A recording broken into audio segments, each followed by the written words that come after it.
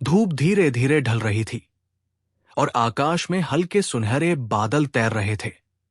लेकिन गोकू की दुनिया में हमेशा की तरह कुछ भी सामान्य नहीं था। आज उसका सफर एकदम अलग था। एक ऐसा सफर जिसे न तो उसने कभी सोचा था और न ही उसकी दुनिया में कोई पहले देख पाया था। गोकू पहाड़ों के बीच खड़ा था, अपनी नजरों में उत्सुकता और हल्की चिंता। उसके पास उसके दोस्तों के संदेश नहीं थे और न ही कोई खतरा तुरंत दिखाई दे रहा था। पर उसके अंदर की शक्ति उसे बता रही थी कि ये यात्रा कोई साधारण यात्रा नहीं है। सभी लड़ाइयों और ट्रेनिंग के बीच गोकू को एक अजीब संदेश मिला।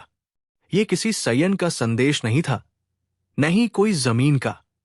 ये अंतरिक्ष से आया था, एक हल्की सी ऊर्जा की लहर जिसे गोकू ने तुरंत महसूस कर लिया। ये शक्ति अलग है, गोकू ने खुद से कहा। कुछ नया, कुछ ऐसा जो मैंने पहले कभी नहीं अनुभव किया। उसने अपने दोस्त पिकोलो और वेजिटा से सलाह नहीं ली। ये यात्रा अकेले करनी थी।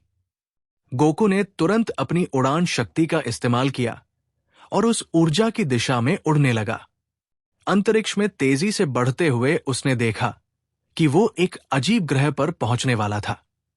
ये ग्रह सूरज की रोशनी में चमक रहा था, लेकिन उसका वातावरण गोकू के लिए बिल्कुल नया था।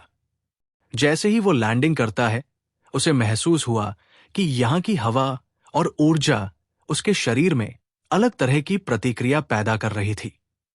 उसका की ऊर्जा स्तर बढ़ने लगा, लेकिन ये सही दिशा में नहीं बढ़ रही थी, बल्कि अस्थिर थी। जैसे ही गोकू ग्रह पर चलता है, एक अजीब प्रजाति उसके सामने आ जाती है। वे प्राणियों की तरह दिख रहे थे, पर उनकी ऊर्जा गोकू के लिए पूरी तरह नई थी। तुम कौन हो? गोकू ने उनसे पूछा। प्रमुख प्राणी ने धीमे स्वर में कहा, हम तुम्हारे जैसी शक्तिशाली आत्माओं की खोज में रहते हैं। तुमने हमारी सीमाओं को चुनौती दी है। गोकू को समझ में आया कि ये कोई लड़ाई नहीं थी, ये एक परीक्षा थी। गोकू ने नए ग्रह पर ट्रेनिंग शुरू की। यहां की गुरुत्वाकर्षण, ऊर्जा और समय का प्रवाह बिल्कुल अलग था। उसका हर वार और हर किक उसे नया अनुभव दे रहा था। धीरे धीरे उसकी शक्ति स्थिर होने लगी और गोकू महसूस कर सकता था कि वो अब और भी तेज और शक्तिशाली हो गया है। ये वो शक्ति नहीं थी जिसे उसने पहले महसूस किया था। ये अनूठी, अजीब और पूरी तरह नई थी। जैसे ही गोकू अपनी नई शक्ति को समझता है, अचानक आकाश में एक विशाल प्राणी प्रकट होता है। उसकी ऊर्जा से ग्रह हिलने लगता है। गोकू ने तुरंत लड़ाई शुरू की, लेकिन ये लड़ाई सामान्य नहीं थी। प्राणी का हमला तेज था, असंभव हरकतों के साथ, और गोकू के सामान्य तरीकों से इसे रोकना नामुमकिन था। गोकू ने अपनी नई सीख को इस्तेमाल किया। वो सिर्फ वार नहीं कर रहा था, वो ग्रह की ऊर्जा, हवा और समय की गति का इस्तेमाल कर रहा था। धीरे धीरे प्राणी दबाव में आया और अंत में गोकू ने उसे परास्त किया।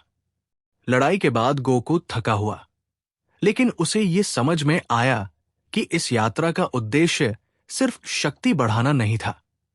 ये उसे ये सिखाने आया था कि असली ताकत हमेशा बाहरी शक्ति में नहीं होती, बल्कि असली ताकत होती है समझ, धैर्य और नई परिस्थितियों के अनुकूल होना। गोकू ने आकाश की ओर देखा। हर जगह सीख है, उसने खुद से कहा, और ये यात्रा बिल्कुल अलग थी, लेकिन मुझे और मजबूत बनाया। गोकू ने ग्रह से विदा ली। वो वापस पृथ्वी की ओर उड़ गया, अपने दोस्तों और परिवार की यादों के साथ। लेकिन अब वो अलग गोकू था, नई शक्तियों और अनुभवों के साथ। और जैसे ही वो पृथ्वी पर लौटा, उसे पता था, उसकी असली यात्रा अभी शुरू हुई थी।